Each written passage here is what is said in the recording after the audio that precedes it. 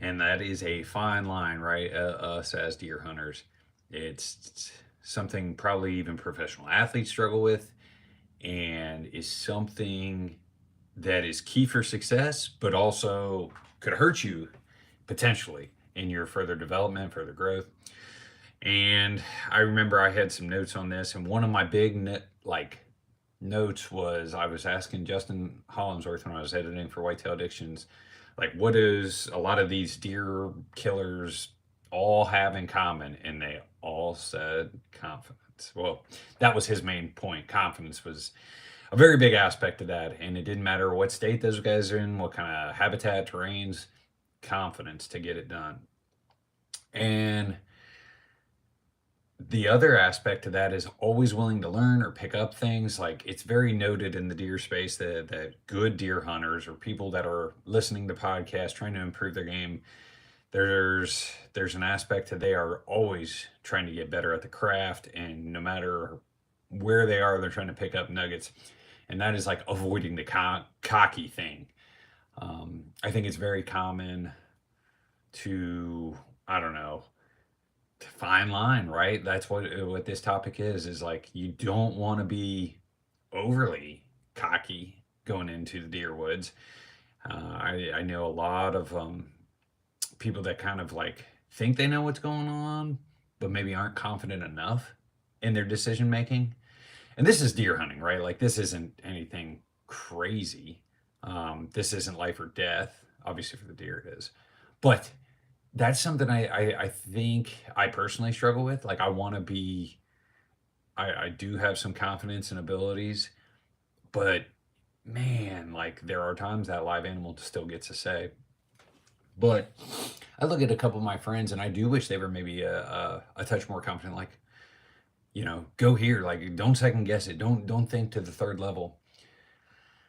I had a note here about being overly cocky about like a deer or a spot, and something I've really picked up on is you can't fall in love with past experiences. Like, each scenario, each hunting season is different. I think our group, Dave and I actually go back and forth on this. He'll be like, "Oh, that's a good spot," and I'll be like, "Well, how do you know this year?" But he's got that confidence to say, "Yeah, it's a good spot. It's a good spot." And I'm more like, I need to verify. I need to check it this year, and that is an internal debate on the team.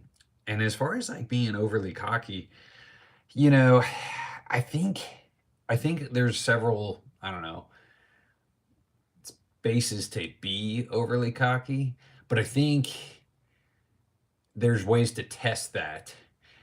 And I had to hear confidence to go other places, kill deer in multiple environments, multiple states, multiple habitats, not just the same ground. I think that's a huge aspect of being confident. I hear either on podcasts or YouTube clips, guys maybe step outside their comfort zone, they'll talk about it. And I think that's good. Own it. Like, yeah, I'm not 100%. This ain't the home ground. Never been here before. Never set foot here. And that's a good thing. I think testing your skills in those kind of ways is what broods the confidence. And I think confidence also obviously comes with just experience and doing it over and over and over. So infield experience, hugely important to that aspect.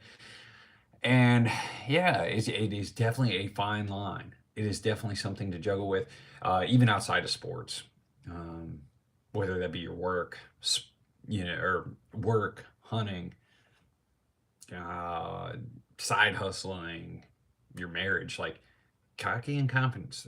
There's that fine line, but I do think confidence is key. And I'm also like, put positive thoughts out there, like say stuff. I'm going to make it happen today. I'm going to create the opportunity. I can make that shot. I do think like positive affirmation is somewhat a thing. I think the mind's very powerful. Andy Frisilla talks about that a lot. But yeah, guys, let me know if you like these little impromptu. I might do these in the morning because it works well with my schedule. But yeah, confidence versus cocky. That was kind of some thoughts I had. Let me know what you think, if that's a fine line, where you struggle, and anything along that. All right, guys, appreciate you.